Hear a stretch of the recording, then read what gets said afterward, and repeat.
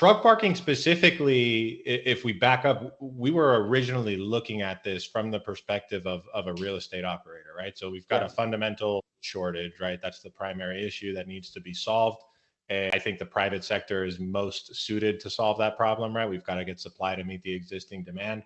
So the first thing that we did was we set up a management company to operate these yards on behalf of third parties down here in South Florida. We were like, hey, let's really, sink our teeth in and learn this business before we try to do this at scale. So we convinced a couple of guys down here to let us run their yards. And at the time we were, literally physically in the yard in a trailer, guiding drivers, showing them where to park, keeping track of inventory, at first on paper, then we, advanced to Google Sheets.